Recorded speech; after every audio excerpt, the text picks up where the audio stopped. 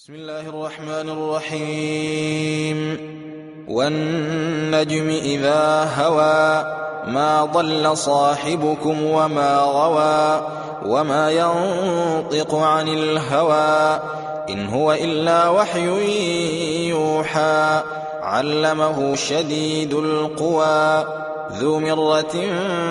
فاستوى وهو بالأفق الأعلى ثم دنا فتدلى فكان قاب قوسين أو أدنى فأوحى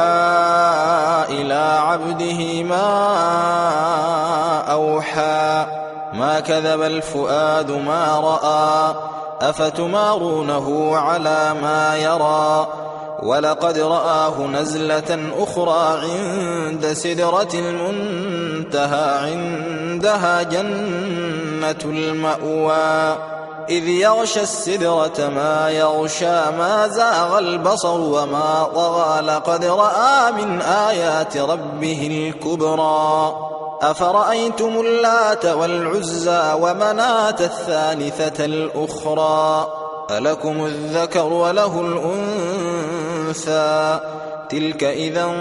قسمة ضيزى إن هي إلا أسماء سميتموها أنتم وآباؤكم ما أنزل الله بها من سلطان إن يتبعون إلا الظن وما تهوى الأنفس ولقد جاءهم من ربهم الهدى أم للإنسان ما تمنى فلله الآخرة والأولى وكم من ملك في السماوات لا تغني شفاعتهم شيئا إلا من بعد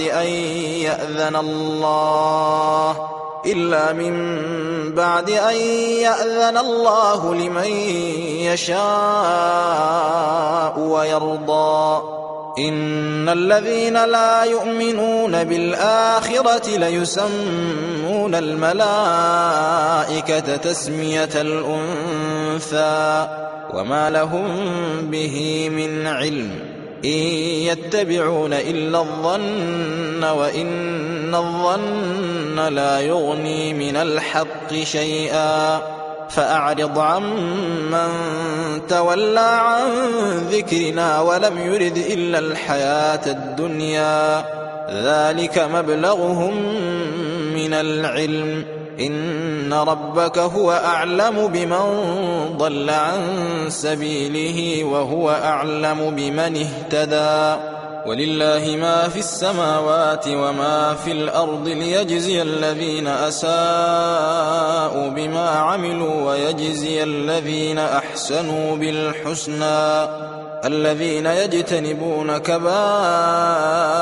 الإثم والفواحش إلا اللمم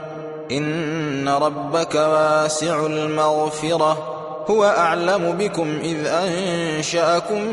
من الأرض وإذ أنتم أجنة في بطون أمهاتكم فلا تزكوا أنفسكم هو أعلم بمن اتقى أفرأيت الذي تولى وأعطى قليلا وأكدى أعنده علم الغيب فهو يرى أم لم ينبأ بما في صحف موسى وإبراهيم الذي وفى ألا تزر وازرة وزر أخرى وأن ليس للإنسان إلا ما سعى وأن سعيه سوف يرى ثم يجزاه الجزاء الأوفى وأن إلى ربك المنتهى وأنه هو أضحك وأبكى وأنه هو أمات وأحيا وأنه خلق الزوجين الذكر والأنثى من نطفة إذا تمنى وأن عليه النشأة الأخرى وأنه هو أغنى وأقنى وأنه هو رب الشعرى وأنه أهلك عادا الأولى وثمود فما أبقى وقوم نوح من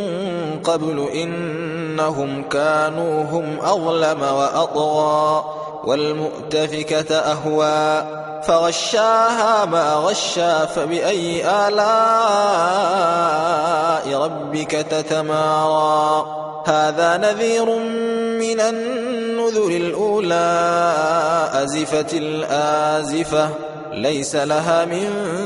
دون الله كاشفة أفمن هذا الحديث تعجبون وتضحكون ولا تبكون وأنتم سامدون فاسجدوا لله واعبدوا